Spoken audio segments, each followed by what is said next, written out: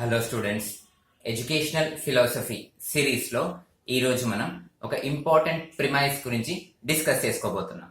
అది ఏంటి అంటే application must be an integral part of our education. Yes students, so మనము జీవితంలో ఎడ్యుకేషనల్ సిస్టంలో ఉన్నప్పుడు ఏ ఎడ్యుకేషనల్ బ్యాక్గ్రౌండ్ కి సంబంధించిన వాళ్ళమైనా, సో ఆర్ట్స్ కావచ్చు, సైన్స్ కావచ్చు, మ్యాథ్స్ కావచ్చు, ఫిజిక్స్ కావచ్చు, కెమిస్ట్రీ కావచ్చు, సోషల్స్ కావచ్చు, ఏదైనా కానీ సో మనము ఆ సబ్జెక్ట్ యొక్క ప్రాక్టికల్ అప్లికేషన్ మనము తెలుసుకోగలిగితేనే సో దానికి సార్థకత ఉంటుంది. అంటే ఏంటి అంటే దాని యొక్క రియల్ లైఫ్ అప్లికేషన్, దానివల్ల మనకు యూజ్ ఏంటి, అది మనం రియల్ లైఫ్ లో ఎక్కడ ఉపయోగించగలం అని మనం సింగిల్ లైన్ లో చెప్పగలిగితే గనక సో మనకు ఆ సబ్జెక్ట్, టాపిక్, కాన్సెప్ట్ బాగా అర్థమైనట్లు. లేదు, ఒక్క లైన్ లో మనము ఆ కాన్సెప్ట్ ని రియల్ లైఫ్ లో ఎక్కడ ఉపయోగిస్తామో చెప్పలేకపోతే దాన్ని మనం సరిగా అర్థం చేసుకోలేదని అర్థం. సో కాబట్టి సో అప్లికేషన్ ఎక్కడ ఉంది అనేది తెలుసుకోవడం most important. So just simple గా డెఫినేషన్ చదవడం కాదు, సో జస్ట్ మైండ్ లో గుర్తుపెట్టుకోవడం కాదు, జస్ట్ బట్టి పెట్టడము కాదు, జస్ట్ ఒక పారాగ్రాఫ్ ఉన్నది ఉన్నట్లు దించడం కాదు. దాని రియల్ అప్లికేషన్ నేర్చుకోవడానికి కొన్ని ఎగ్జాంపుల్స్ నేను మీకు ఎక్స్ప్లెయిన్ చేయబోతున్నాను. సో ఇది వచ్చేసి మనకు మ్యాథ్స్ లో, ఫిజిక్స్ లో, కెమిస్ట్రీలో, బయాలజీలో సో ఇవన్నీ మనం చూస్తున్న ప్రిన్సిపల్సే చాలా. సో జస్ట్ మీకు ఒక ఐడియా కోసం అని చెప్పేసి సో ఎలా అప్లికేషన్ ని తెలుసుకోవాలి, నేర్చుకోవాలో ఎగ్జాంపుల్స్ ద్వారా చెప్పబోతున్నాను. For example so algebra. So చిన్నప్పుడు మ్యాథ్స్ లో మనం ఆల్జీబ్రా ఎక్స్ప్రెషన్స్ ఇవన్నీ చదివింటాం. దాని యొక్క రియల్ ఇంప్లికేషన్, అప్లికేషన్ మనకి ఎక్కడ ఉపయోగపడుతుంది అంటే సో అకౌంట్ ప్రొటెక్షన్. సో ఇప్పుడు మనకు ఫైనాన్షియల్ అకౌంట్స్ ఉంటాయి. సో బ్యాంక్ లో కానీ లేకపోతే డిఫరెంట్ ఫైనాన్షియల్ బ్యాంక్ అకౌంట్స్ లో కానీ మన అకౌంట్స్ ప్రొటెక్ట్ చేయడానికి సో సాఫ్ట్వేర్స్ లో అక్కడ ఎన్క్రిప్టెడ్ కోడ్స్ ఉంటాయి. ఎన్క్రిప్షన్ అని చెప్పేసి చదువుంటారు. సో కాబట్టి ఆ ఎన్క్రిప్టెడ్ కోడ్స్ లో మన అకౌంట్స్ ని ప్రిజర్వ్ చేయడానికి ఆల్జీబ్రా అండ్ ఇట్స్ ఎక్స్ప్రెషన్స్ ని యూస్ చేస్తారు. సో అలాగే ప్రాబబిలిటీ అండ్ స్టాటిస్టిక్స్, ఇది కూడా చూసే ఉంటాం మనం చిన్నప్పటి నుంచి చాలా సార్లు చదివాం. ప్రాబబిలిటీ, స్టాటిస్టిక్స్ అని చెప్పేసి సో మరి ఇది ఎక్కడ ఉపయోగపడుతుంది అంటే సో వెదర్ ఫోర్కాస్ట్. సో మనము చూసే ఉంటాం. సో ఎల్లుండి వెదర్ ఇలా ఉండబోతుంది, సో 2 days తర్వాత వాన పడతాయి, లేకపోతే 4-5 days తర్వాత చలి ఎక్కువగా ఉంటుంది తీవ్రత, లేకపోతే 1 month తర్వాత స్కార్చింగ్ హీట్ వచ్చేసి ఇంత డిగ్రీస్ ఉంటాయి అని చెప్పేసి వెదర్ ని ముందే ఫోర్కాస్ట్ చెప్తారు. సో ముందే ఊహించి ఎలా చెప్పగలుగుతున్నారు అంటే that is purely based on probability concept. అంటే ప్రాబబుల్ రేషియోస్ ని బట్టి స్టాటిస్టిక్స్ గా గణాంకాలను తీసుకొని మనకు ఆ వెదర్ రిపోర్టింగ్ ఇస్తా ఉన్నారు. సో అలాగే speech recognition. For example so ఎక్కడన్నా ఇది కేసెస్ లో, కంటెంప్ట్ కేసెస్ లో కానీ లేకపోతే క్రిమినల్ కేసెస్ లో కానీ సో వాయిస్ ని మార్క్ చేసి ఒకరి వాయిస్ ఇంకొకరి లాగా పెట్టి సో ఇట్లాంటివి జరుగుతూ ఉంటాయి. సో స్పీచ్ ని రికగ్నైజ్ చేసే నేచర్, అంటే ఈ వీడియోలో లేకపోతే ఆడియోలో ఉన్న వాయిస్ అతనిదేనా కాదా అని ఐడెంటిఫై చేయడానికి ప్రాబబిలిటీ స్టాటిస్టిక్స్ ని యూస్ చేస్తారు, ప్రాబబుల్ రేషియో అండ్ దాని యొక్క వేవ్స్ ని బట్టి. Again onset of tumours. So ఇది వచ్చేసి మోస్ట్లీ క్యాన్సర్ కండిషన్స్ లో సో ఆన్సెట్ కానీ ప్రోగ్రెషన్ కానీ, అంటే క్యాన్సర్ ఏ స్టేజ్ లో ఉంది, ఏ డెవలప్మెంటల్ స్టేజ్ లో ఉంది, వస్తుందా, వచ్చేసిందా, ఏ స్టేజ్ లో ఉంది, ప్రోగ్రెషన్ ఎక్కడ ఉంది, దానికి కూడా ప్రాబబిలిటీ. అంటే జస్ట్ ఉన్న సెల్ మ్యాలిగ్నెంటో లేకపోతే బినైనో లేకపోతే ప్రైమరీయో సెకండరీయో టెరిషియరో దాని స్టేజ్ ని కనుక్కొని చెప్పగలగడం కూడా. సో ఇదంతా ఏంటి అంటే మ్యాథ్స్ లో మనం చదువుకున్న ప్రాబబిలిటీ అండ్ స్టాటిస్టిక్స్ ని బట్టే అప్లికేషన్ పార్ట్ వచ్చేసేది. సో అలాగే జియోమెట్రీ అండ్ క్యాలిక్యులస్. సో ఇది కూడా చూసుంటాం మనం చిన్నప్పటి నుంచి. జియోమెట్రీ మనకి ఎక్కడ యూజ్ అవుతుంది, సో జియోమెట్రీలో మళ్ళీ మనం చాలా చదివింటాం, క్యాలిక్యులస్ చదివింటాం. సో ఇది వచ్చేసి మనకు ఇంటీరియర్ డిజైనింగ్. సో ఇప్పుడు మనకు హౌసెస్ లో, కన్స్ట్రక్షన్ లో, రియల్ ఎస్టేట్ లో ఈ మధ్య కాలంలో మనం ఎక్కువగా వింటూ ఉంటాం ఇంటీరియర్ డిజైనింగ్. అక్కడ ఈ డిఫరెంట్ జియోమెట్రికల్ షేప్స్, సైజెస్, ఇంత డిస్టెన్స్ లో దీన్ని ఎలా డిజైన్ చేయాలి, సో కిచెన్ లో ఈ స్పేసింగ్ ఎలా ఉండాలి, లేకపోతే so and so TV hall లోపల దీని యొక్క విడ్త్ లేకపోతే దీని యొక్క డైమెన్షన్ ఎంత ఉండాలి. సో ఇట్లా ఇంటీరియర్ డిజైనింగ్ లో ఉండే కాన్సెప్ట్స్ అన్ని మొత్తం వచ్చేసి మనకు జియోమెట్రికల్ మ్యాథమెటికల్ రిప్రజెంటేషన్స్.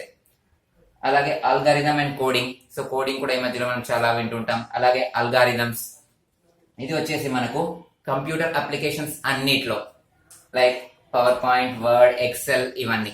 సో ఎప్పుడైనా అబ్జర్వ్ చేశారా, మనం ఏదైనా ఒక వర్డ్ డాక్యుమెంట్ ఓపెన్ చేస్తేనే కింద లెఫ్ట్ సైడ్ లో కింద మనకు వర్డ్స్ వస్తాయి. సో టోటల్ ఇన్ని లెటర్స్ ఉన్నాయి లేకపోతే ఇన్ని వర్డ్స్ ఉన్నాయి ఈ పేజ్ లో అని చెప్పేసి. లేకపోతే పవర్ పాయింట్ ఓపెన్ చేసినప్పుడు సో ఇంకా కొన్ని డిఫరెంట్ కోడ్స్ మనకి వస్తాయి. సో కాబట్టి ఇదంతా ఎలా జరుగుతుంది అంటే కోడింగ్ లోపల ఉన్న మెకానిజం దాని లోపల ఉన్న అల్గారిథం బేస్డ్. సో మనం ర్యాండమ్ గా కూడా so different types of banks కానీ బ్యాంక్ అకౌంట్స్ కానీ లేకపోతే ఇప్పుడు మనకు ఓటీపీ జనరేట్ అవుతుంది మొబైల్ కి, వన్ టైం పాస్వర్డ్స్ ఎలా వస్తాయి అనుకుంటున్నారు? సో అది కూడా ఒక డిఫరెంట్ సెట్ ఆఫ్ అల్గారిథం ఉంటుంది. ఆ అల్గారిథం ని బేస్ చేసుకొని మనకు పాస్వర్డ్స్ కానీ ఇవన్నీ కానీ జనరేట్ అవుతూ ఉంటాయి. సో కాబట్టి అది సో అలాగే సో డెఫినేషన్ పార్ట్ గా కాకుండా కొన్ని స్టేట్మెంట్స్ చదువుతా ఉంటాం మన ఫిజిక్స్ లోనో కెమిస్ట్రీలో అలాగో. For example vitamin C lacks thermostability అని జస్ట్ మనం చదివాము అనుకోండి, సో దాని అర్థం కాలేదు. సో దాని యొక్క రియల్ ఇంప్లికేషన్ అంటే ఏంటి, దాన్ని మనం ఎట్లా ఉపయోగించుకోవాలి? Vitamin C ascorbic acid, okay. Lacks thermostability అంటే హై టెంపరేచర్స్ కి అది ఇన్యాక్టివ్ గా మారిపోతుంది. అంటే ఇంట్లో మనము చిత్రాన్నం చేసినప్పుడు లేకపోతే నిమ్మకాయ పులిహోర చేసినప్పుడు వెంటనే పొయ్యి మీద ఉన్నప్పుడు కానీ పొయ్యి మీద నుంచి వెంటనే చిత్రాన్నం దించినప్పుడు కానీ వెంటనే దాంట్లో నిమ్మకాయ పిండకూడదు. పిండితే ఏమవుతుంది? హై టెంపరేచర్ కి నిమ్మకాయలో ఉండే విటమిన్ సి ఇన్యాక్టివేట్ అవుతుంది. సో కాబట్టి దానివల్ల మనం తీసుకున్న మనకు యాంటీ ఆక్సిడెంట్ అయిన విటమిన్ సి అందదు. ఇది మనం అర్థం చేసుకోగలిగితే ప్రాక్టికల్ గా మనం అర్థమైనట్లు.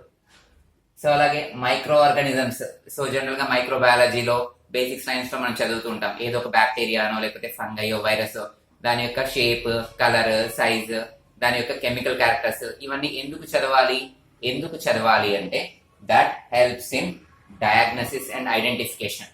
ఓకే, సో ఇప్పుడు ఒక పర్సన్ వచ్చాడు, అతనికి ఫీవర్ అండ్ పెయిన్స్ ఉన్నాయని, సో అతనికి బ్లడ్ శాంపుల్ మనం ల్యాబ్ కి పంపిస్తాం.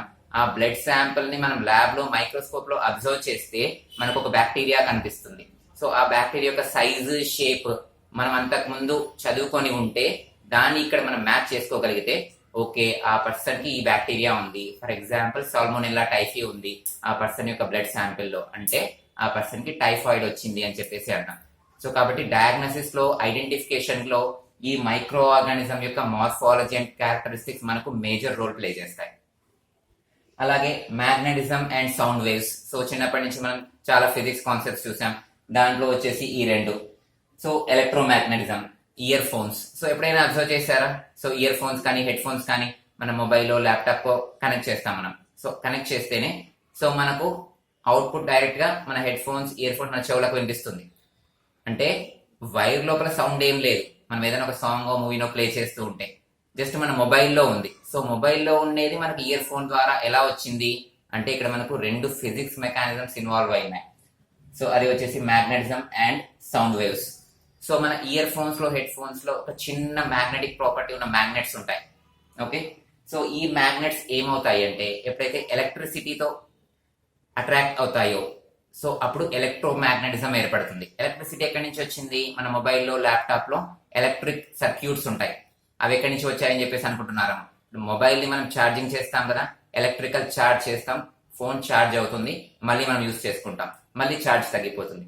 అలాగే ఆ ఎలక్ట్రిక్ సర్క్యూట్ కి ఎప్పుడైతే మన ఇయర్ ఫోన్స్ లో ఉన్న మ్యాగ్నెట్ జత అవుతుందో ఎలక్ట్రోమాగ్నెటిజం జరుగుతుంది. ఆ ఎలక్ట్రోమాగ్నెటిజం వల్లనే మనకు ఏమవుతుంది అంటే ఆ సౌండ్ వేవ్స్ అనేటివి వస్తాయి. సో ఫోన్ నుంచి వైర్ ద్వారా సౌండ్ వేవ్స్ మనకు పాస్ అయిపోయి ఇయర్ ఫోన్స్ కి వస్తాయి.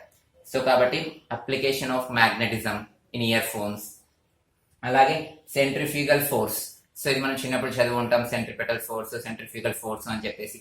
సో దీని రియల్ లైఫ్ అప్లికేషన్ లో ఎగ్జాంపుల్స్ లో చూస్తే సో మనం వచ్చేసి ఇంట్లో చూస్తూ ఉంటాం వాషింగ్ మిషన్స్ లో ఉండే డ్రైయర్.